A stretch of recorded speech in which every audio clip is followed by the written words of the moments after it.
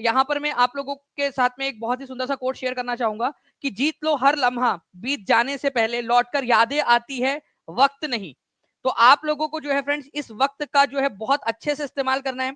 एक चीज याद रखना कि 2025 अभी शुरू ही हुआ है, अगर आपने सही से इसका इस्तेमाल कर लिया तो बहुत अच्छे से आप बहुत सारी एग्जाम्स को क्लियर कर सकते हो। कितने लोग एग्री करते हो बताइए जल्दी से, कितने लोग एग्री करते हैं? हाथ ऊपर करके बता देंगे जल्दी जल्दी से और लिख देंगे एग्री सर।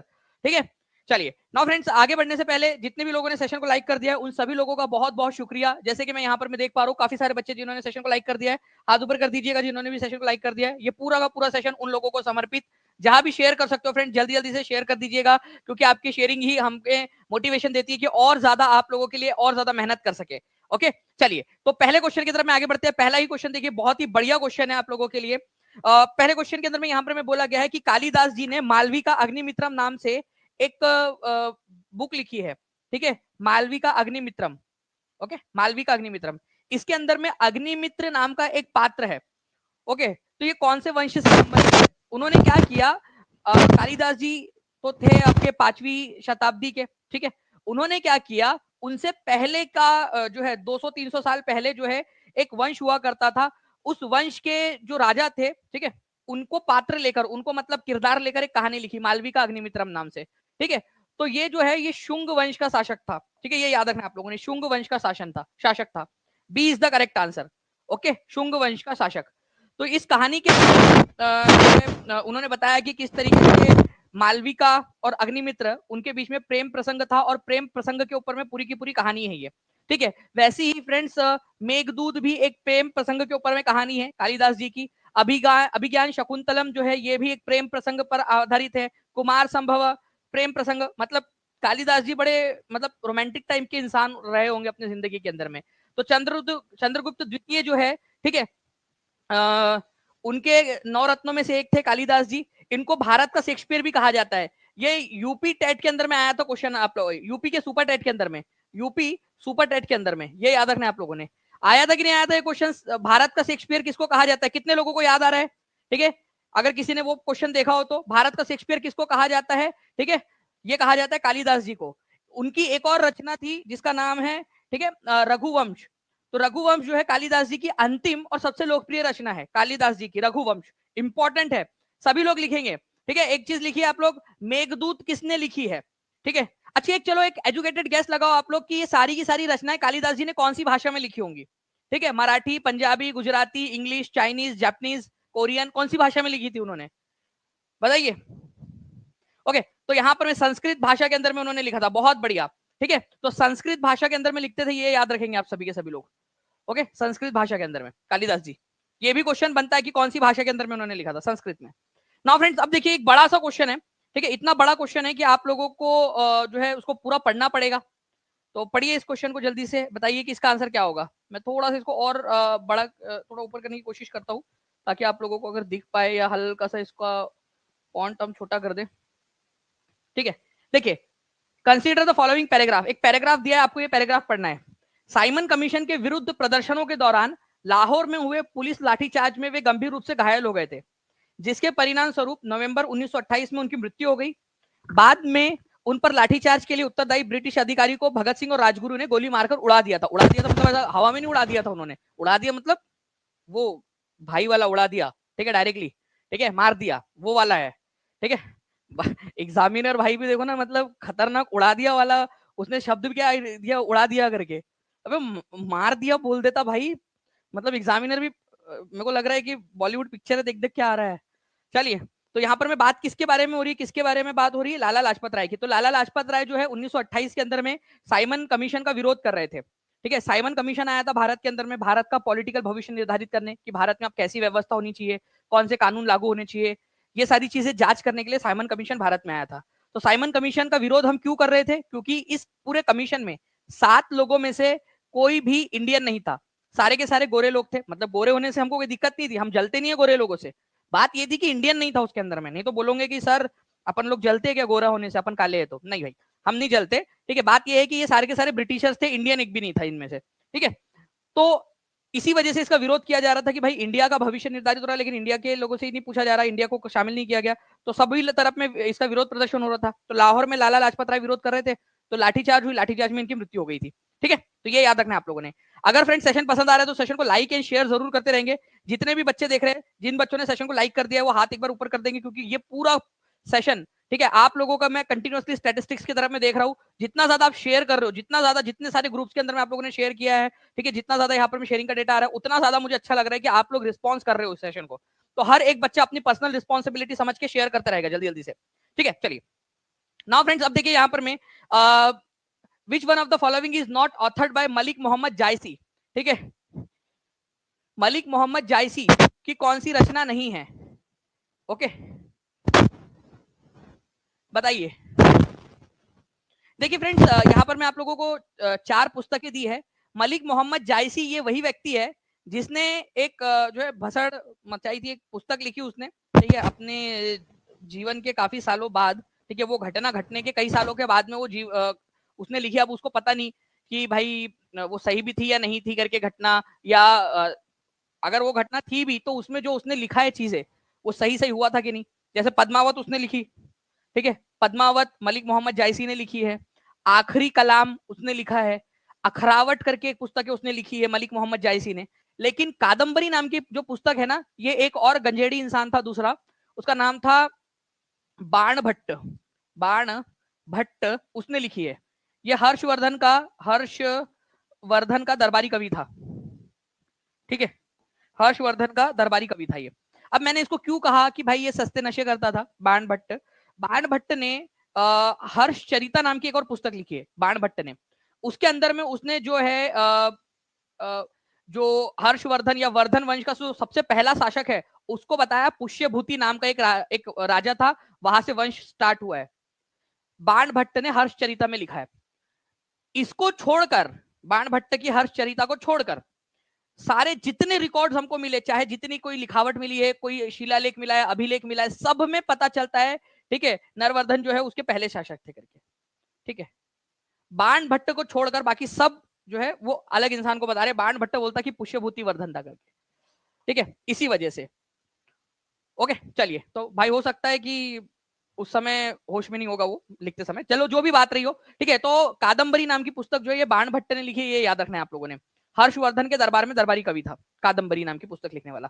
बाकी आखिरी कलाम, अखरावट और पद्मावत ये किसने लिखी है? ये लिखी है मलिक मोहम्मद जायसी ने। ठीक है, तो ये इंपॉर्टेंट पॉइंट है आप लोगों का। ठीक है, पूछा जाता है अक्सर मलिक मोहम्मद जायसी, इसने ये जनरली पूछा जाता है पद्मावत नाम की पुस्तक किसने लिखी है, तो मलिक मोहम्मद जायसी ने लिखी, ये याद रख लेना है आप लोगों ने। ठीक है, चलिए, दिल्ली सल्तनत के लास्ट के अंदर में था वो। ठीक है, now friends, on which river is Bhakra Nangal project built? Bhakra Nangal project जो है कौन से नदी के ऊपर में बना है?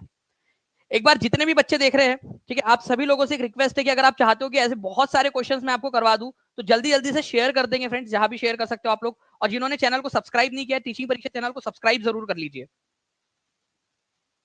देखिए, अगर मैं बात करूं आप लोगों से फ्रेंड्स भाखड़ा नांगल डैम की, तो भाखड़ा नांगल डैम जो है ये सतलुज नदी के ऊपर में बना हुआ है। अब ये सतलज नदी में भी कौन से वाले जो है राज्य में बना है, तो आपको याद रखना है फ्रेंड्स, हिमाचल प्रदेश और पंजाब की बॉर्डर पर है। लेकिन है कौन से साइड में? बॉर्डर में भी हिमाचल प्रदेश वाले साइड के अंदर में। तो हिमाचल प्रदेश के अंदर में ये याद रखना है आप लोगों ने, सतलज नदी के ऊपर में बना है भाखड़ा नांगल डैम। अच्छा, एक और क्वेश्चन आप लोगों से बन सकता है फ्रेंड्स, उसको भी याद रखिएगा आप सभी के सभी लोग। भाखड़ा नांगल डैम की वजह से एक तालाब बना है, उस तालाब का नाम बताना है आप लोगों ने। ठीक है, जल्दी जल्दी से बता दीजिए। भाखड़ा नांगल डैम की वजह से जो तालाब बना, देखो अब ये नदी जा रही थी, तो मैं तो रास्ते से जा रही थी, भेलपुरी खा रही थी। ठीक है, ये डैम बना के रोक लिया, अब ये पानी जो है कहीं ना कहीं तो जमा होगा। तो ये जो डैम बन गया, जलाशय बन गया, उसका नाम क्या है? तो गोविंद सागर जलाशय। ठीक है, गोविंद सागर डैम जो है ये बन गया यहाँ पर में। कौन सा? गोविंद सागर, गोविंद सागर। ठीक है, गोविंद सागर लेक बन गया वहां पर में, ये याद रखना है आप लोगों ने, गोविंद सागर लेक। ये भाखड़ा नांगल डैम की वजह से बना है, गोविंद सागर लेक। इंपॉर्टेंट है, एग्जाम के अंदर में पूछे जाने की बहुत अधिक संभावना है, तो प्लीज याद रखिए। हर कोई बच्चा लिख दीजिए, भाखड़ा नांगल डैम की वजह से कौन सा वाला लेक बन गया? तो भाखड़ा नांगल डैम की वजह से बन गया है गोविंद सागर लेक। बहुत ही ज्यादा इंपॉर्टेंट क्वेश्चन है, एग्जाम के अंदर में पूछा जाता है। पीएसपीसीएल की एग्जाम हुई थी अभी थोड़े दिन पहले। ठीक है, उसके अंदर में भी ये क्वेश्चन आया था और उससे पहले कई सैकड़ों एग्जामों के अंदर में पूछा जा चुका है अब तक।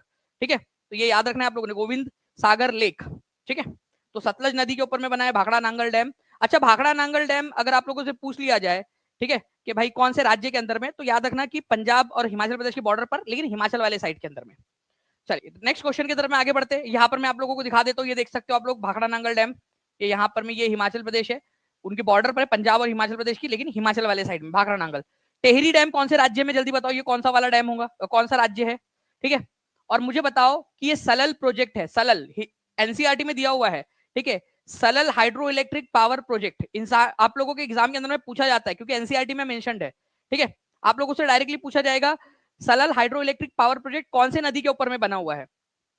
एनसीईआरटी के अंदर में मेंशन पॉइंट है, तो प्लीज इसको याद रखिएगा आप सभी के सभी लोग। ठीक है, तो चेनाब नदी के ऊपर में बना हुआ है, ये याद रखना है आप लोगों ने। ठीक है, जम्मू कश्मीर में Salal hydro electric power project Chenab नदी पर है, चेनाब, चेनाब रिवर, प्लीज इसको याद रखना है। सलल प्रोजेक्ट बहुत इंपॉर्टेंट है, हर एक बच्चा कमेंट के अंदर में लिख दो इसको, एनसीईआरटी में स्पेसिफिकली सलल प्रोजेक्ट का उल्लेख किया गया है।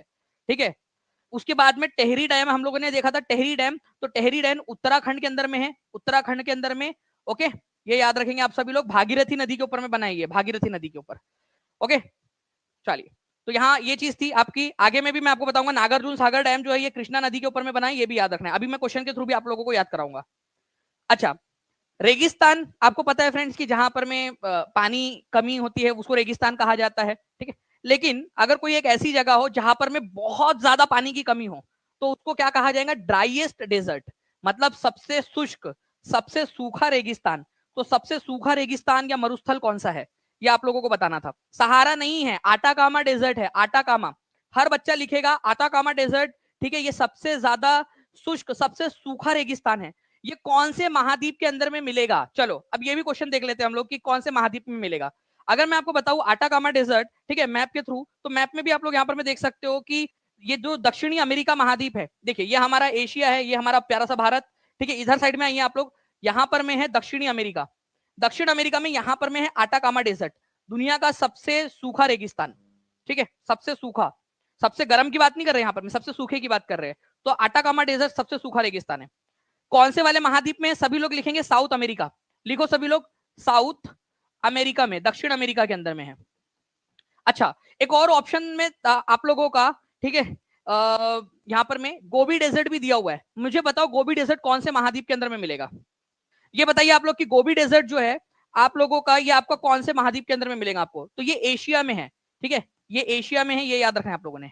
आटाकामा कहां पर में है, ये आप लोग कमेंट करके लिखोगे। ठीक है, गोबी डेजर्ट मैं आपको मैप में दिखा दूं अगर यहाँ पर में, तो देखिए यहाँ पर में गोबी डेजर्ट मंगोलिया और चाइना की बॉर्डर पर है। ठीक है, मंगोलिया और चाइना की बॉर्डर के ऊपर में यहाँ पर मैं आपको दिखेगा, मंगोलिया और चाइना पे, यहाँ पर में मंगोलिया है और यहाँ पर में चाइना भी है, तो मंगोलिया और चाइना के अंदर में फैला हुआ है गोबी डेजर्ट, एशिया के अंदर में। इसको याद रखिएगा आप सब लोग, बहुत इंपॉर्टेंट पॉइंट है। ठीक है, ये टकला मकान जो है, टकला मकान जो है ये पूरा चाइना में है, टकला मकान मरुस्थल। ओके, चल आगे बढ़ते हम लोग। जो है फ्रेंड्स, सहारा रेगिस्तान आप लोगों को पता है अफ्रीका के अंदर में है, और कालाहारी और नामीब दक्षिण अफ्रीका के दक्षिणी हिस्से के अंदर में, कालाहारी एचटेट की एग्जाम के अंदर में आया था ये क्वेश्चन। ठीक है, कि कालाहारी डेजर्ट कहां पर में है, तो कालाहारी डेजर्ट अफ्रीका के दक्षिणी हिस्से के अंदर में है। ठीक है, चलिए good. Now friend next question की तरफ में आगे बढ़ते हैं। भाभर, एलुवियल प्लेन और तराई, ये तीन इंपॉर्टेंट जोन है उत्तरी भारत के अंदर में। आपको बताना है कि कहां पर में आप लोगों को जो है इनका करेक्ट ऑर्डर आप लोगों को लगाना है। जल्दी बताएंगे आप लोग सभी लोग, करेक्ट ऑर्डर क्या है इनका। देखिए, अगर हम लोग बात करेंगे फ्रेंड्स यहाँ पर मैं इस पर्टिकुलर पॉइंट की, तो मैं आपको एक एक करके चीज बताता हूँ। ठीक है, ध्यान से समझना आप लोग। देखिए, ये है हिमालयन क्षेत्र। ठीक है, हिमालय हमारे भारत के अंदर में, यहाँ ये अगर हमारा भारत है तो यहाँ पर में हिमालय है पूरा, तो ये हिमालयन रेंज है। हिमालय के जस्ट नीचे में पथरीली भूमि, क्योंकि हिमालय जो है उसके कंकड़ पत्थर जो टूट के आते हैं वो यहाँ पर में पूरे बिछे हुए हैं। इस एरिया को कहा जाता है भाभर का एरिया। क्या कहा जाता है, भाभर। हिमालय की जो सबसे नीचे वाली श्रेणी है उसको शिवालिक रेंज बोलते हैं। हिमालय भी 3 श्रेणियों में बटा हुआ है, तो सबसे नीचे वाला जो भाग है हिमालय का, ठीक है, उसको शिवालिक रेंज बोलते हैं। उसके नीचे में जो है वो पथरीली भूमि है, उसको भाभर बोलते हैं। तो सबसे पहले क्या आएगा, भाभर आएगा। ओके, तो मैं आपको बता दूं फ्रेंड्स कि नीचे में ये जो आप लोगों का भाभर है, ओके, भाभर, भाभर के बाद में नीचे में और आते हो आप नीचे में, तो यहाँ पर में दलदली भूमि वाला क्षेत्र आ जाता है, दलदली भूमि का क्षेत्र, उसको कहा जाता है तेराई। ठीक है, इसको क्या बोलते हैं आप, तराई का क्षेत्र बोलते हो, तराई, दलदली भूमि का क्षेत्र। तो पहले हिमालय है, हिमालय के जस्ट नीचे में है भाभर, फिर है तराई, और तराई के नीचे में यहाँ पर में जो है वो नदी के अंदर में जो बाढ़ आई हुई होती है कभी ना कभी, उनके वजह से जो जमीन बनती है उसको बोलते हैं एल्यूवियल प्लेन। ये मान लो ये हमारा हिमालय का क्षेत्र है फॉर एग्जाम्पल, ठीक है, उसके नीचे में ये नदियां है। अब ये नदियां जो है क्या होता है, कई बार जब ये नदियां बहती है तो अपने साथ में ये सारी चीजें उखाड़ के लेके जाएंगी। अरे बहुत दिनों तक ये नदी बहती रहेंगी तो अपने साथ में ये सारा सामान उखाड़ के लेके जाएंगी कि नहीं जाएंगी? कहा गई मैडम, नदी को बोल रहा हूं मैं, ठीक है। ये देखिए यहाँ पर में, इधर में, ओके। तो ये आप देख रहे हो नदी आ रही है और ये पूरा का पूरा जो है अपने साथ में अपने पानी के अंदर में मिला के लेकर चली जाएगी। तो अब जो है फ्रेंड्स ये नदी जब ये मैदानी इलाके में जाएंगी तो मैदानी इलाके के अंदर में ये बाढ़ लेकर आएंगी। तो यहाँ पर में जो बाढ़ से जो मिट्टी बनती है ना उसको बोला जाता है आप लोगों का एलुवियल प्लेन। क्या बोलते हैं उसको? एलुवियल प्लेन, जलोढ़ मिट्टी, जलोढ़ मिट्टी। तो सबसे पहले आप लोगों का क्या होगा? सबसे पहले आऊंगा आपका हिमालय का निचला इलाका भाभर, फिर तराई और फिर एलुवियल प्लेन। अब चलो इस क्वेश्चन का आंसर करो आप लोग। अब आंसर आप लोग करोगे जल्दी जल्दी से, जल्दी जल्दी से। तो आपको बता दूं फ्रेंड्स कि यहाँ पर मैं आपका सबसे पहले आपको पता है हिमालयन क्षेत्र, फिर है भाभर, भाभर, ठीक है आपका, और फिर तराई है, तराई, और फिर है एलुवियल प्लेन, एलुवियल प्लेन। तो A is the correct answer, A is the correct answer. कितने लोगों का सही था हाथ ऊपर करके बता दो एक बार, मैं नाम भी देखना चाहूंगा यहाँ पर मैं कितने लोगों ने सही आंसर लगाया है, ठीक है। जितने भी बच्चे देख रहे हैं उनमें से कितने लोगों ने सही लगाया है आंसर, मैं देखना चाहूंगा यहाँ पर। मैं हाथ ऊपर कर दो। एटलीस्ट एटलीस्ट अब तो याद हो गया कम से कम, पहले नहीं भी लगाया होगा तो कम से कम अब याद हो गया कि पहले जो है आपका ये भाभर वाला क्षेत्र, फिर तराई वाला क्षेत्र, और नीचे में जो है वो एल्यूवियल जलोढ़ मिट्टी वाला इलाका, मैदानी इलाका आपका, ठीक है। और मैदानी इलाका भी कैसे बना है वो मिट्टी मैंने आपको बता दिया कि नदियां है, नदियों में बाढ़ आती है तो वो फैला देती है, उससे वो मिट्टी बनती है आपकी, ठीक है। चलिए नाउ फ्रेंड्स अब देखिए यहाँ पर में उत्तरी भारत में उप हिमालय क्षेत्र के सहारे फैले समतल मैदान को क्या कहा जाता है? अब ध्यान से समझना आप लोग। हिमालय का क्षेत्र है ये, हिमालय के क्षेत्र के जस्ट नीचे वाला जो इलाका है उसको क्या कहा जाता है ये बोल रहा है वो। भाई आप लोग तो आराम से बता दोगे। क्या क्वेश्चन पूछा है आपसे कि हिमालय के जस्ट नीचे वाला जो समतल इलाका है उसको क्या बोला जाता है? ओके, हिमालय के जस्ट नीचे वाले क्षेत्र को। तो अभी आप लोगों को बताया कि हिमालय है, हिमालय के जस्ट नीचे में पथरीली भूमि वाला क्षेत्र जो होता है उसको भाबर कहते हो आप लोग, भाबर, ठीक है। D is the correct answer. Okay, यहां पर मैं फिर से एक बार देख लीजिए आप सभी लोग, ये हिमालय है, हिमालय के जस्ट नीचे में जो समतल इलाका है ये पथरीली भूमि का इलाका है, उसको भाबर कहा जाता है। और मैं आप लोगों को एग्जाम वाले क्वेश्चन दिखा रहा हूं, ठीक है। आप लोग एग्जाम्स वाले क्वेश्चन सॉल्व कर पा रहे हो तो कॉन्फिडेंस फील कर सकते हो आप लोग। भाई टीचिंग की कोई भी एग्जाम आप क्लियर कर लोगे, आप एसएससी की एग्जाम, आप DSSS केवीएस, कोई भी एग्जाम आप क्लियर कर सकते हो, यूपी पीसीएस लेवल तक की एग्जाम आप क्लियर कर सकते हो। आपको डायरेक्ट क्वेश्चन दिखा रहा हूं मैं। अगर पसंद आ रहा है तो सेशन को लाइक जरूर करते रहेंगे और चैनल को सब्सक्राइब जरूर कर देना आप सभी लोगों ने, ठीक है। भाबर का इलाका। नाउ फ्रेंड नेक्स्ट क्वेश्चन है आप लोगों का यहाँ पर में देखिए, ठीक है, कि विच one of the following is not correctly match? कौन सा वाला करेक्टली मैच नहीं है? चार चीजें आप लोगों को यहाँ पर में सीखने के लिए मिलेंगी, जल्दी बताइए इसका आंसर क्या होने वाला है। देखिए अगर हम लोग बात करेंगे फ्रेंड्स यहाँ पर में आप लोगों का सासाराम का मकबरा, शेरशाह का मकबरा।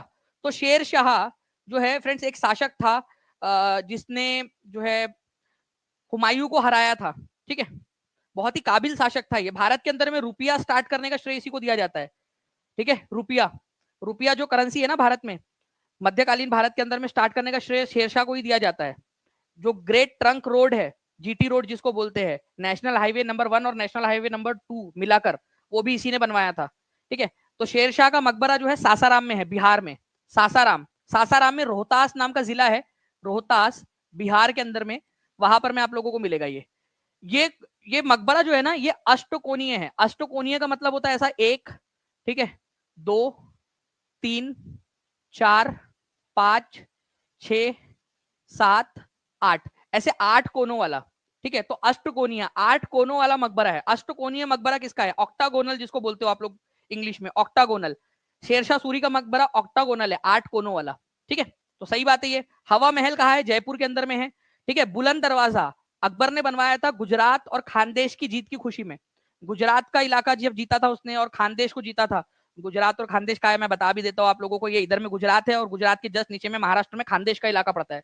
तो इसको जब जीत कर वापस गया था तो उसने फतेहपुर सीकरी के अंदर में बुलंद दरवाजा बनाया था, बहुत बड़ा दरवाजा है वो। तो ये तीनों तो सही है। आपसे पूछा है कौन सा वाला करेक्टली मैच नहीं है, तो इत्तिमाद-उद-दौला का मकबरा। अब कई सारे लोग सोच रहे होंगे कि सर ये इत्तिमाद-उद-दौला कौन है? बाकी लोगों के तो चलो नाम भी सुने थे कभी ना कभी, ये इत्तिमाद-उद-दौला कौन है? मैं बताता आपको, बड़ी लंबी कहानी है, ठीक है, ठीक है। आपको बताता हूं मैं क्या हुआ। देखो फ्रेंड्स, बाबर का बेटा था हुमायूं, हुमायूं का अकबर, अकबर का बेटा था जहांगीर। अभी जो जहांगीर था, इसको एक लड़की से प्यार हुआ, ठीक है, उस लड़की का नाम था, ठीक है, नूर जहान, नूर जहान, ठीक है। नूर जहान का पहले एक पति भी था, ठीक है, बाद में इतिहासकार, कई सारे इतिहासकार लिखते हैं कि उसको मरवा दिया था जहांगीर ने, नूर जहां से शादी कर ली, फिर नूर जहां और जहांगीर की शादी भी हो गई। तो नूर जहां के पप्पा थे ये इतिमादुद्दौला, ठीक है। तो नूर जहां ने अपने पप्पा के लिए ये इतिमादुद्दौला का मकबरा बनाया था आगरा में, बुरहानपुर में नहीं बनाया था, आगरा में बनाया था। और ये भारत के अंदर में पहला मकबरा था जो मार्बल से बना था, फर्स्ट मार्बल से बना हुआ मकबरा, मार्बल से बना हुआ था जिसको, जिसमें मार्बल का इस्तेमाल किया गया हो, ठीक है। तो नूर जहां के पिता थे इतिमादुद्दौला, ठीक है।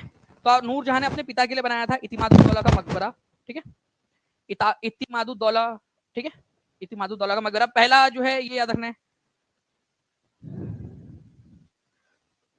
ठीक है। चलिए, तो ये वाला आप लोगों का बेसिकली गलत वाला पूछा है, तो आप लोगों से डी है यहाँ पर में, ये याद रखना है। एक क्वेश्चन और क्लियर हो गया आप लोगों का, भारत के अंदर में पहला जो है, बेचारे सर बैठकर पढ़ाते हैं पोडियम पर, बेचारे सर, ठीक, कोई नहीं, पढ़ाना बहुत मुश्किल काम है, आपको पता है, पूरी एनर्जी, पूरा एक जो है ना बॉडी के एक एक नस, एक एक जो ये होती है, जब आप बोल रहे होते हो, स्पेशली ऑनलाइन एग्जाम के अंदर में जब आपको ही बोलना है अकेला, ठीक है, तो पूरा जो मसल्स होती है पूरी टाइट हो जाती है, मसल्स हो जाती है। और जब एक बार के लिए बैठता है इंसान, तो थोड़े समय के लिए तो रिलैक्स होने लग जाता है, 10 मिनट उसको, ठीक है। नाउ नेक्स्ट क्वेश्चन की तरफ में हम लोग आगे बढ़ते हैं फ्रेंड। देखिए, इतिमादुद्दौला का मकबरा है, ठीक है, आगरा के अंदर में। आपकी क्लास में एंजॉय के साथ पढ़ते हैं, thank you Nidhi ji. Now friends, अब देखिए यहाँ पर में 1 degree of latitude is equal to, अब ये लैटिट्यूड क्या होता है आप समझिए, ठीक है। ये मान लीजिए हमारी दुनिया है, ठीक है, हमने क्या किया है, हमारी दुनिया को इस तरीके से एक सर्कल बना दिया बीचों बीच में, और उसका नाम दे दिया है 0 डिग्री लैटिट्यूड, इक्वेटर बोलते हैं उसको हम। 2 हिस्सों में डिवाइड हो गई हमारी पृथ्वी से, मतलब इमेजिनरी तौर पर। फिर 1 डिग्री, ठीक है, 2 डिग्री, 3 डिग्री लैटिट्यूड, इस तरीके से। तो हर एक एक डिग्री के बीच में कितना कितना किलोमीटर का फर्क है पृथ्वी के ऊपर में, ये आपसे पूछा गया है, ठीक है। तो अगर मैं किलोमीटर में बात करूं, तो किलोमीटर के अंदर में है 111 किलोमीटर का। लेकिन अब सवाल जो है वो माइल्स में भी पूछा जा सकता है, माइल्स में, कि कितना माइल है। तो ये भी क्वेश्चन बन सकता है कि भाई 111 किलोमीटर मतलब कितना माइल्स। तो प्लीज इसको भी याद रख लीजिएगा आप लोग सभी के सभी। 1364 लाइक्स हो चुके हैं, ठीक है, 1500 के हम लोग बहुत पास में पहुंच गए। जल्दी जल्दी से सभी लोग शेयर कर देंगे सेशन को, और सेशन को लाइक कर देंगे, तो हम लोग जो है जल्दी जल्दी से हमारे टारगेट की तरफ में भी आगे बढ़ते जाएंगे। Your voice is harsh touching, thank you महिमा उपाध्याय जी, बहुत बहुत शुक्रिया आपके प्यारे से कमेंट के लिए। चलिए, देखिए यहाँ पर में अगर हम लोग बात करेंगे फ्रेंड्स इसका, तो आंसर क्या हो जाएगा, 69 माइल्स हो जाएगा, ठीक है, ये याद रखना है आप लोगों ने। 111 किलोमीटर या 69 माइल्स, दोनों में से कोई भी क्वेश्चन पूछा जा सकता है, इंपॉर्टेंट है, ठीक है, कि 1 डिग्री लैटिट्यूड का अंतर कितना होता है, 111 किलोमीटर या फिर 69 माइल्स। ये क्वेश्चन जो है आप लोगों का 111 किलोमीटर वाला, अभी थोड़े दिन पहले आप लोगों की यूके पीसीएस, उत्तराखंड पीसीएस की एग्जाम हुई थी, उसके अंदर में आया था, उसका उसमें किलोमीटर में पूछा था आप लोगों से। लेकिन कभी अगर मान लो माइल्स में पूछ लिया जाए, तो 69 माइल्स होता है, ये याद रख लेना आप लोग। उसके लिए आप लोग लिख लीजिए कमेंट में, ताकि आपके माइंड में फीड हो जाए वो। नेक्स्ट क्वेश्चन की तरफ में आगे बढ़ते हैं हम लोग, ठीक है। येलो रिवॉल्यूशन किसको बोलते हैं? अब देखो, बहुत इंपॉर्टेंट क्वेश्चन है ये, जो 2-3 चीजें आपको बता रहा हूं, इसको आप लोग बहुत ध्यान से समझिए आप लोग। येलो रिवॉल्यूशन, पीली क्रांति, किससे संबंधित है? ठीक है, पीली क्रांति। देखिए, तो येलो रिवॉल्यूशन जो है, पीली क्रांति की अगर हम लोग बात करेंगे, तो इससे, ये किस चीज से रिलेटेड है, मैं आपको पूरा का पूरा पहले बताता हूं एक बार, फिर उसके बाद में मैं आपको फिर से क्वेश्चन दिखाऊंगा, आप लोग आंसर करना सारे के सारे मिला के। देखिए, अगर हम लोग बात करेंगे ब्लैक रिवॉल्यूशन की, ठीक है, ब्लैक रिवॉल्यूशन का मतलब होता है काली क्रांति, तो पेट्रोलियम उत्पादन से रिलेटेड है। लिखते जाओ आप लोग, जो जो याद आ रहा लिखते जाओ, ठीक है। फिर अगर आपको मैं बताऊं भूरी क्रांति आप लोगों की, ठीक है, भूरी क्रांति जिसको ब्राउन रिवॉल्यूशन बोला जाता है, वो लेदर, लेदर या जो चमड़े का होता है ना, चमड़े का कारीगर वगैरह जो होते हैं उनसे, और कोकोआ, मतलब कि कोको जो जिससे कॉफी वगैरह बनती है, वो चॉकलेट भी बनती है उससे, उससे रिलेटेड है। गोल्डन फाइबर, आपको पता है गोल्डन फाइबर किसको बोला जाता है? गोल्डन फाइबर, ठीक है, जूट को बोला जाता है, पटसन को। तो गोल्डन फाइबर जूट के उत्पादन से रिलेटेड है। हरित क्रांति आप लोगों के खाद्य अनाज से रिलेटेड है, फूड ग्रेन से रिलेटेड है। हरित क्रांति के जनक कौन, किसको माना जाता है father of green revolution in India? आप लोग कमेंट करके बताएंगे। अब बहुत इंपॉर्टेंट पॉइंट बता रहा हूं, देखो ये हर एक बच्चा कमेंट में लिखेगा, अगर आपको पास होना है, आप लोगों को स्कोर करना है, तो ये पॉइंट लिखो। ग्रे रिवॉल्यूशन फर्टिलाइजर से रिलेटेड है, जिसको आप लोग धूसर क्रांति बोलते हो, ठीक है। ग्रे रिवॉल्यूशन, इसको जो है धूसर क्रांति भी बोला जाता है, धूसर लिखेंगे सभी लोग। जो हिंदी में लिखना चाहते हैं हिंदी में लिखे ग्रे को, और जो इंग्लिश में लिखना चाहते हैं वो ग्रे लिख दीजिए। उर्वरक, जो खेतों में डाला जाता है ना, उर्वरक पैदावार बढ़ाने के लिए खेतों के अंदर में, उसको ग्रे रिवॉल्यूशन। ये हर एक बच्चे ने लिखना है, बहुत इंपॉर्टेंट वाला बात बता रहा हूं आप लोगों को मैं, ठीक है। ग्रे रिवॉल्यूशन ये अक्सर पूछते हैं आप लोगों से, ठीक है। इसके अलावा जो है फ्रेंड्स, आप लोगों से पूछा जाता है सिल्वर फाइबर। ये देखो, ये गोल्डन फाइबर था, ये सिल्वर फाइबर है। तो सिल्वर फाइबर अगर आप लोगों से बोल दिया जाए, सिल्वर फाइबर की क्रांति, तो कपास से रिलेटेड है, ठीक है। सिल्वर फाइबर रिवॉल्यूशन कॉटन से रिलेटेड है। लेकिन अगर केवल सिल्वर आए, फाइबर ना आए, तो अंडा, ठीक है, अंडा, पोल्ट्री रिवॉल्यूशन, अंडे के एग रिवॉल्यूशन या पोल्ट्री रिवॉल्यूशन से रिलेटेड है। दोनों पॉइंट लिखो आप लोग, ठीक है, लिख देंगे आप सभी के सभी जल्दी से, ठीक है। अगर मान लो सिल्वर फाइबर आए तो क्या होगा, सिल्वर फाइबर, ठीक है, सिल्वर फाइबर, और एक को ओनली सिल्वर आए तो क्या होगा आंसर। दोनों पॉइंट बता दिया मैंने आपको। वही अगर बात करें येलो रिवॉल्यूशन की, तो oil seed production, oil seed, oil seed मतलब तिलहन, ये याद रखना आप लोगों ने, ओके। तो तिलहन का उत्पादन जो है, तिलहन जो है ना, तिलहन आपको पता है, तिल वगैरह होता है, उससे तेल निकालते हैं आप लोग, ठीक है। ऑयल सीड होते हैं आप लोगों का, ठीक है। तो पीली क्रांति तिलहन उत्पादन से रिलेटेड है, ये याद रखना है आप लोगों ने। इंपॉर्टेंट पॉइंट है, एग्जाम के अंदर में आप लोगों से पूछे जाने की प्रबल संभावना बनती है। अब चलिए हम लोग यहाँ पर में एक एक करके करते हैं। तो आंसर क्या हो जाएगा यहाँ पर में आप लोगों का फ्रेंड्स, ऑयल सीड, ठीक है, ये याद रखना है आप लोगों ने, तिलहन के उत्पादन से रिलेटेड है, D is the correct answer. Poultry या कुकुड़ से रिलेटेड है आप लोगों का सिल्वर, सिल्वर, केवल सिल्वर, सिल्वर फाइबर नहीं, ओके, सिल्वर, केवल सिल्वर। तो ऐसे आप लोगों ने याद रखना था इस पर्टिकुलर पॉइंट को। अगर आप लोग चाहोगे तो मैं नेक्स्ट लेक्चर के अंदर में आप लोगों के लिए सारे के सारे इसके ऊपर में क्वेश्चंस बना के ला सकता हूँ, एक पूरा लेक्चर, ताकि आपको हर एक चीज याद हो जाए इसके ऊपर में। जितने लोग चाहते हैं हाथ ऊपर कर देंगे, मुझे कमेंट करके बता देंगे कि सर चाहिए ये लेक्चर, मैं आप लोगों के लिए पक्का एक ऐसा लेक्चर लेकर आऊंगा जिसमें सारे याद करवा दूंगा आप लोगों को, ठीक है। ऐसे क्वेश्चंस बनाएंगे जिसमें आप कंफ्यूज हो जाए, और कंफ्यूज होंगे तो आपको याद हो जाएंगी चीजें, ठीक है। चलिए, ज्वालामुखी के कप आकार के मुख को क्या कहा जाता है। देखिए, ज्वालामुखी का जो ऊपर वाला जो भाग होता है ना, ठीक है, ये आपका, आपको लगता होगा कि ये इस तरीके से, बट एक्चुअल में जब वो ज्वालामुखी शांत होता है तो ऐसा नहीं है कि आप यहाँ खड़े हुए, ठीक है, और यहाँ पर में जो है हे प्रभु, ठीक है, मैं आ रहा हूँ आपकी शरण में, आप ज्वालामुखी के अंदर में कूद गए, ज्वालामुखी शांत है, तो ऐसा नहीं होता। ये ज्वालामुखी अगर शांत है तो ये ऐसा कप शेप का बन जाता है वहां पर में, फिर जब वो फटता है ना तो ये ऐसा वापस ये इसको तोड़ के निकलता है वो लावा, ओके। अदरवाइज नॉर्मल कंडीशन के अंदर में क्या होता है कि ऐसा कप शेप का बना हुआ होता है, तो उसको क्या बोलते हैं, ओके। बिल्कुल, मैं मैक्सिमम लोग कह रहे हैं, बिल्कुल मैं लूंगा आप लोगों का, क्रेटर कहते हैं उसको, ये याद रखना है आप लोगों ने, क्रेटर, ओके। मैं आपको इमेज के थ्रू भी दिखाने की कोशिश करता हूँ। ये यहाँ पर में देखिए आप लोग, ये एक वोल्केनो है, ये बाउल शेप का या कप शेप का जो एक फॉर्मेशन होता है वोल्केनो के ऊपर में, इसको क्रेटर कहा जाता है। ये एग्जाम में आपका आया हुआ, ठीक है, पीवाईक्यू है ये, इसी वजह से आपको बता रहा हूँ कि ऐसे क्वेश्चन बनता है एग्जाम के अंदर में, ओके। तो क्रेटर कहा जाता है उसको, ठीक है। क्रेटर एक और तरीके से भी बनता है, ठीक है। अगर मान लीजिए ये सपाट जमीन है और यहां से कोई जोर से एक आया उल्का पिंड, यहां आके टकराया, तो क्या होता है, यहां पर में बड़ा सा क्रेटर बन जाता है। तो क्रेटर, उसको भी क्रेटर बोला जाता है। उल्का पिंड के टकराने से जो बड़ा सा गड्ढा बन जाता है उसको भी क्रेटर कहते हैं। और ज्वालामुखी के ऊपर में जो कप आकार का या बाउल शेप का जो एक स्ट्रक्चर होता है उसको भी क्रेटर कहते हैं। तो ये दोनों चीजें आप लोगों ने याद रखनी है, ठीक है। लोनार जो है ना झील आपकी, वो क्रेटर है एक तरीके का, ठीक है। वो एक उल्का पिंड के आने के से टकराने की वजह से बनी थी लोनार झील। अब किसी ने लोनार झील का नाम लिया तो भाई टीचिंग परीक्षा है, एक्स्ट्रा इन्फॉर्मेशन देना तो बनता है, ठीक है। तो लोनार झील कौन से राज्य में, जल्दी से आप लोग मुझे बताएंगे। लोनार लेक, ठीक है, लोनार लेक कौन से राज्य के अंदर में है, आप लोग बताएंगे मुझे जल्दी से। चलिए, नेक्स्ट क्वेश्चन की तरफ में आगे बढ़ते हैं friends. Tropic of Cancer does not pass through, कौन से राज्य में से ट्रॉपिक ऑफ कैंसर नहीं जाती है, कौन से देश में से नहीं जाती। चलो राज्य का नाम लिए थे तो राज्य भी बता दूंगा आप लोगों को, ठीक है। 8 राज्य जिनमें से जाती है, तो 8 राज्यों के नाम भी बता दूंगा आपको। जल्दी बताइए इस पर्टिकुलर क्वेश्चन का आंसर क्या होगा।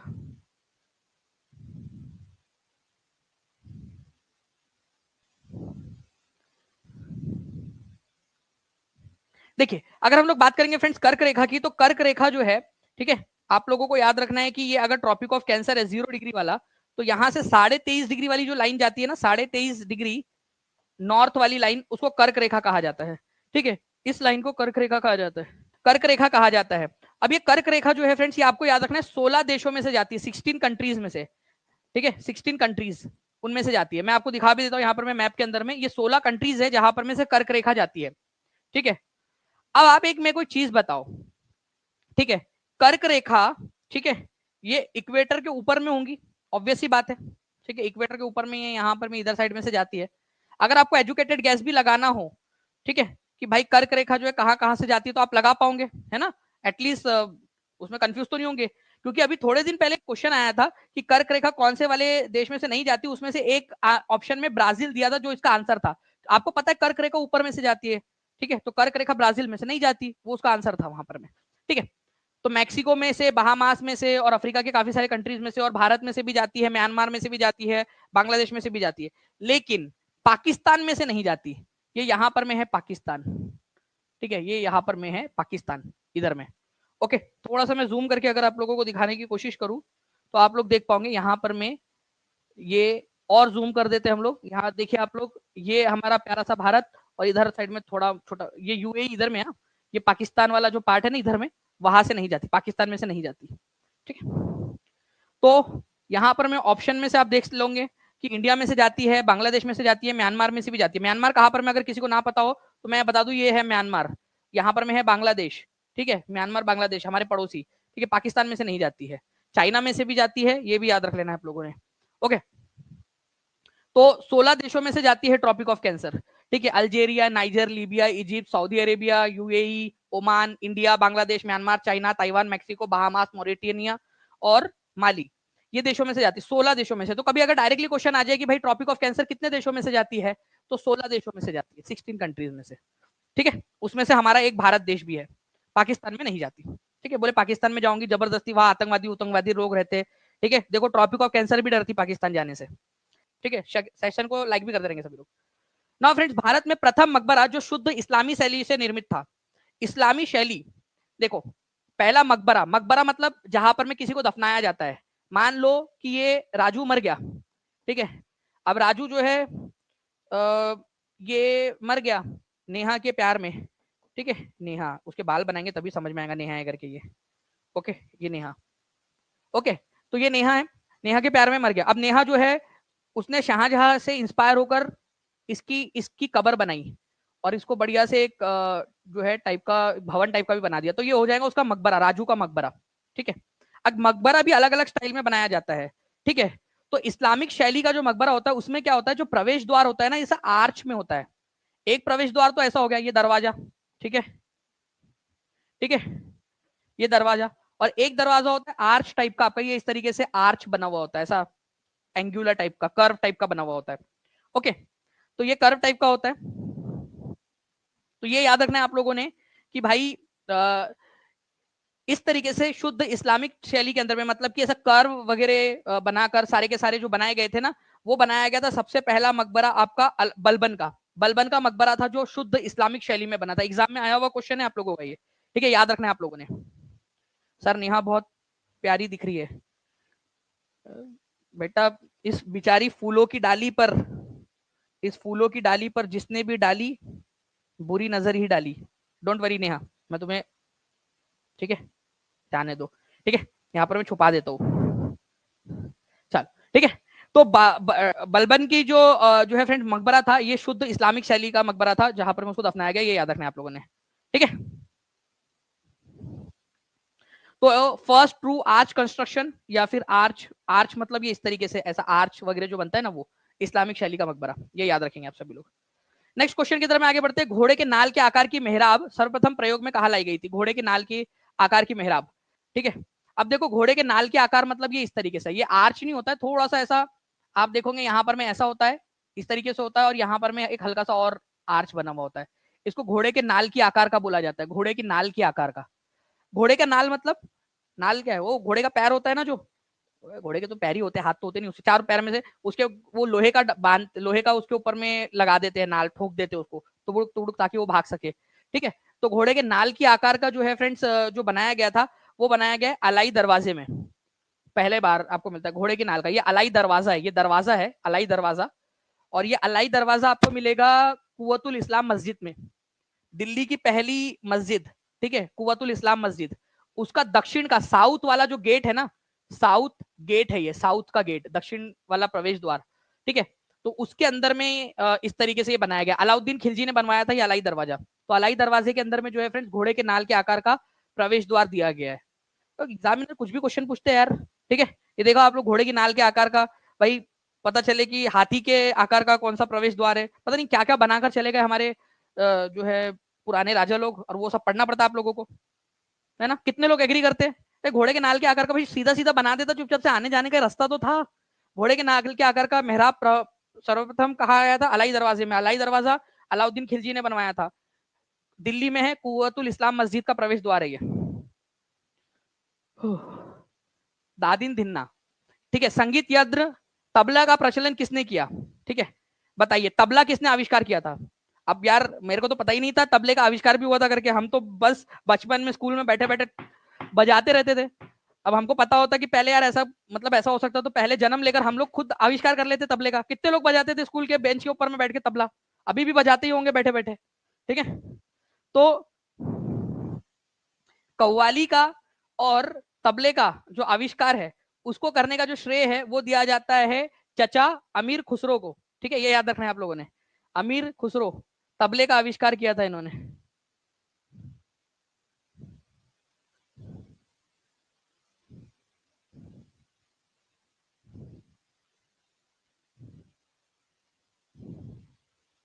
ठीक है, तो अमीर खुसरो जो है फ्रेंड्स, ये याद रखेंगे आप सभी लोग। कव्वाली का, और कव्वाली का भी आविष्कार इन्होंने ही किया था। कव्वाली, कव्वाली, कव्वाली सुनिए कभी आप लोगों ने, कव्वाली, ठीक है। तो कव्वाली का और तबले का आविष्कार इन्होंने किया है, ओके, अमीर खुसरो ने। चलिए, तो एग्जामिनर कुछ भी क्वेश्चन पूछ रहा, तबले का आविष्कार किसने किया था, ये किसने किया था, वो किसने किया था, मेरे को तो तबले के बारे में नहीं पता था, तब भी बजा लेते थे अपन लोग तबला, ठीक है। चलिए गुड, बहुत बढ़िया। जितने भी लोगों का सही हुआ था हाथ ऊपर कर देंगे। नाउ फ्रेंड, प्रथम वास्तविक मेहराब किस सल्तनत कालीन स्मारक में दृश्यतीत है। बाप रे, इतनी खतरनाक हिंदी, ठीक है। ये क्वेश्चन तो आसान पूछा था इन लोगों ने, ठीक है, यूपी पीसीएस वालों ने आसानी से पूछा था। भारत में प्रथम मकबरा जो शुद्ध इस्लामिक शैली में निर्मित था, मतलब मेहराबदार, ठीक है, इस तरीके से आर्च स्टाइल में। अब ये झारखंड वालों ने बहुत खतरनाक वाला क्वेश्चन पूछा, प्रथम वास्तविक मेहराब, वही प्रथम शुद्ध इस्लामिक स्टाइल मेहराब वाला स्टाइल जो है ना, वो उधर में ईरान इराक और जो अरब वाले स्टाइल जगह थे ना, वह आर्च टाइप के प्रवेश द्वार बनते थे। तो फर्स्ट ट्रू आर्च मतलब वही इस्लामिक परंपरा के अनुसार बने हुए प्रवेश द्वार वाला मेमोरियल या स्मारक या फिर मकबरा कहां पर में आपको देखने के लिए मिलता है, तो बलबन का मकबरा जो है वो उसमें देखने के लिए मिलता है आपको, बलबन के मकबरे के अंदर में, ठीक है। ठीक है, तो यहाँ पर मैं आप लोगों को ये समझ में आ गया, बलबन का जो मकबरा है, ये बलबन का मकबरा मिलेगा कहां पर में आप लोगों को, दिल्ली में, ठीक है, दिल्ली के अंदर में। अगर आप लोगों की इच्छा हो बलबन से मिलने की, कि बलबन की कब्र पे जाकर जो है बलबन को थोड़ा सा सुनाकर आए कि भाई ये क्या करके गया यार तू, ठीक है, तुम लोग क्या कर गए, हमारे को इतना सारा पढ़ना पड़ रहा है, तो जा सकते हो दिल्ली में मकबरा में उसके जाके। चलिए, निम्नलिखित में से किसने प्रसिद्ध कुतुब मीनार से निर्माण में योगदान नहीं दिया। कुतुब मीनार कहां पर में, कुतुब मीनार है दिल्ली में, ठीक है। अब कुतुब मीनार बनाते हैं हम लोग यहाँ पर में, मतलब ड्रॉ करते हैं यहाँ इस तरीके से, ठीक है। कुतुब मीनार बनवाने की शुरुआत की थी तुम्हारे मामा के लड़के कुतुबुद्दीन ऐबक ने। पहला फ्लोर उसने बनाया, 4 फ्लोर बनाना था उसने, ठीक है, 4 फ्लोर का डिजाइन तैयार किया था कि 4 फ्लोर बनाएंगे करके अपन, ठीक है जी, 4 फ्लोर बनाएंगे बोले। कुतुबुद्दीन ऐबक ने उसका बनाया, और उसे उसको पूरा कर पाता उससे पहले उसकी मृत्यु हो गई। और मृत्यु भी कैसे हुई पता है क्या, कुतुबुद्दीन ऐबक की, घोड़े पे से गिर के मृत्यु हो गई उसकी। घोड़ों पे खेल के हॉकी खेल रहा था घोड़े पे बैठ के, जिसको चौगन बोलते। मान लो ये घोड़ा है, ठीक है, ये देखो, ये घोड़ा, ये घोड़ा, ठीक है। अब इसके ऊपर में बैठा है तुम्हारा कुतुबुद्दीन ऐबक, ठीक है। इसके हाथ में है डंडा, ये डंडा, ठीक है। और यहाँ पर में है एक गेंद, यहाँ पर में गेंद है, तो ये ऐसे डंडे से मारना पड़ता है, इसको चौगन बोलते हैं, पोलो या चौगन इसको बोला जाता है, चौगन। अभी भाई ऐसी हरकतें करेगा, उसके ऊपर में खेलते खेलते टुकड़ुक टुकड़ुक मारते हुए जा रहा था, पटाख से गिरा सर केबल और मर गया, ठीक है, कुतुबुद्दीन ऐबक। तो पहला ही माला कंप्लीट हो पाया था। अब बचे 3 माले, 1 2 और 3, ठीक है, 1 2 और 3, सेकेंड थर्ड और फोर्थ। तो ये कंप्लीट करवाया इल्तुतमिश ने, ठीक है। किसने, उसका दामाद भी था और उसका गुलाम भी था, ठीक है, इल्तुतमिश, ठीक है, उसने कंप्लीट करवाया। हो गया, कुतुबुद्दीन ऐबक का भी योगदान हो गया, इल्तुतमिश का भी योगदान हो गया। अब फिरोज शाह तुगलक देखिए, वो जब था ना तो यहाँ पर में बिजली गिरी थी चौथे फ्लोर पे, तो उसने क्या किया, उसने चौथा फ्लोर के ऊपर में एक पांचवा फ्लोर और चढ़ा दिया, इसकी मरम्मत कराई और पांचवा फ्लोर भी चढ़ा दिया फिरोज शाह तुगलक ने, ठीक है। तो पांचवा फ्लोर उसने एक्स्ट्रा बाद में करीब 150 साल बाद बनाया, ठीक है, कुतुब मीनार के अंदर में। तो पांचवा फ्लोर चढ़ाने का श्रेय दिया जाता है फिरोज शाह तुगलक को, ठीक है। तो यहां पर में कुतुबुद्दीन ऐबक हो गया, इल्तुतमिश हो गया, फिरोज शाह तुगलक भी हो गया। किसका योगदान नहीं था अब बताओ आप लोग, ठीक है, जल्दी से कमेंट कर देंगे किसका योगदान नहीं था इनमें से, ठीक है। तो इसके अंदर में जो है फ्रेंड्स आप लोगों ने याद रखना है कि गयासुद्दीन तुगलक का योगदान नहीं था इसके अंदर में, जिसका नहीं था वो यहां पर में है। ओके, चलिए, तो ये आप लोगों का हो गया आंसर ऑप्शन नंबर सी, ठीक है। चलो अब एक क्वेश्चन आप लोगों का यहां पर में ये है कि आपको बताना है कि नागार्जुन सागर प्रोजेक्ट या नागार्जुन सागर डैम कौन से नदी पर बना हुआ है, जल्दी बताइए। ओके, तो देखिए फ्रेंड्स, कृष्णा नदी के ऊपर में है, ये याद रखना है आप लोगों ने, ठीक है, कृष्णा नदी के ऊपर में आप लोगों का। तो ये नागार्जुन सागर डैम जो है ये याद रखेंगे आप सभी लोग, यहाँ से कृष्णा नदी निकलती है महाराष्ट्र से, ठीक है। तो नागार्जुन सागर डैम आप लोगों का तेलंगाना और आंध्र प्रदेश की बॉर्डर पर है, नागार्जुन सागर डैम, ओके, कृष्णा नदी पे ऊपर में है। मैंने आप लोगों से स्टार्टिंग में बताया कि Salal hydro electric power project कौन से नदी पर है, सभी लोग जल्दी जल्दी से कमेंट करके आंसर करेंगे। भाखड़ा नांगल डैम जो है फ्रेंड्स ये यहाँ पर में आपको मिलेगा हिमाचल वाले साइड में, ठीक है, ये कौन से नदी पर है। टेहरी डैम उत्तराखंड में कौन से नदी के ऊपर में, जल्दी बताएंगे आप सभी लोग कमेंट कर दीजिए जल्दी जल्दी से। कंटिन्यूअसली बच्चे सेशन को लाइक एंड शेयर भी करते जा रहे हैं, बहुत बहुत शुक्रिया आप सभी का जिन्होंने भी योगदान दिया है, ठीक है। वो प्रॉपरली अपना जो है वो पे ऑफ कर रहे हैं इस क्लास के लिए, अपना योगदान दे रहे हैं, तो मतलब उनको याद भी रहेंगी सारी चीजें। अब देखिए यहाँ पर मैं आप लोगों का Bhakra Nangal dam Salal hydroelectric project आपका चेनाब के ऊपर में, ये याद रखना है आप लोगों ने, ठीक है। भाखड़ा नांगल जो है आप लोग मेरे बताने के पहले आप लोग लिख देंगे टेहरी, ठीक है, ये तिहार नहीं है, ये टेहरी है। टेहरी बांध जो है वो कौन से नदी के ऊपर में है। नागार्जुन सागर डैम आपको अभी कृष्णा नदी बता दिया मैंने, ठीक है। आप मुझे बताएंगे कि हीराकुंड डैम कौन से नदी के ऊपर में, रिवर, ये क्वेश्चन आप लोगों के लिए होमवर्क है, ठीक है। रिवर कौन सी रिवर है हीराकुंड डैम और कौन से राज्य के अंदर में, ठीक है। चंदन होगा वो सर उसके ऊपर में लीव पर, वो भी क्लास होंगे आपकी, ठीक है, सारी की सारी हो रही है। तो ये आप लोग जो है आंसर्स कर करके जो है फ्रेंड्स कमेंट के अंदर में मुझे बताते रहेंगे, ताकि जो भी पॉइंट है वो आप लोगों से मैं पूछ लूं। अब मुझे बताइए आप सभी लोग कि तबले का आविष्कार किसने किया था, तबला, आज ही हम लोगों ने देखा है तबला किसने आविष्कार किया था, उन्होंने कव्वाली का भी आविष्कार किया, ये मैंने आपको बता दिया है, ठीक है। चलिए मुझे बताइए कि जो अक्षांश होते हैं आप लोगों के, ठीक है, अक्षांश, ठीक है, तो 1 डिग्री अक्षांश मतलब कितना किलोमीटर और कितना माइल्स, ये दोनों मुझे बता दीजिए आप लोग कमेंट करके, देखते कितने लोग आंसर कर पाते हैं, ठीक है। दोनों के दोनों बता देंगे आप लोग कमेंट करके, ताकि आप लोगों को याद हो जाए हमेशा हमेशा के लिए। ओके, चलिए इसके अलावा मुझे बताएंगे कि सबसे शुष्क ड्राइएस्ट डेजर्ट कौन सा है, डेजर्ट, ठीक है, ड्राइएस्ट डेजर्ट, सबसे शुष्क मरुस्थल, शुष्क, ठीक है, शुष्क मरुस्थल या रेगिस्तान जिसको आप लोग बोल सकते हो, ठीक है, ये कौन सा है और कहां पर में है, मरुस्थल या रेगिस्तान कौन सा है और कहां पर में, ये बताएंगे आप लोग कमेंट करके, ठीक है। बहुत बढ़िया, आप लोगों के आंसर्स आ रहे कंटिन्यूअसली, ठीक है। इसके अलावा मुझे बताइए पद्मावत जो है वो किसने लिखी है, पद्मावत पुस्तक, पद्मावत पद्मावत जो पुस्तक है वो किसने लिखी है, ये आप बता दीजिएगा, देखते कितने लोग आंसर कर पाते हैं, ठीक है। कालिदास जी जो है आपको बताना है कि कालिदास जी कौन सी भाषा में लिखते थे, कालिदास, ठीक है, कौन सी भाषा लैंग्वेज में लिखते थे, वो लैंगुएज में लिखते थे, कौन सी थी उनकी। ओके, चलिए, तो ये सारे क्वेश्चंस आप लोग मुझे कमेंट करके बताएंगे। जिन लोगों ने सेशन को लाइक नहीं किया जल्दी जल्दी से लाइक भी कर देंगे फ्रेंड्स, और कमेंट के अंदर में सभी लोग अगले 10 मिनट के अंदर में जितने भी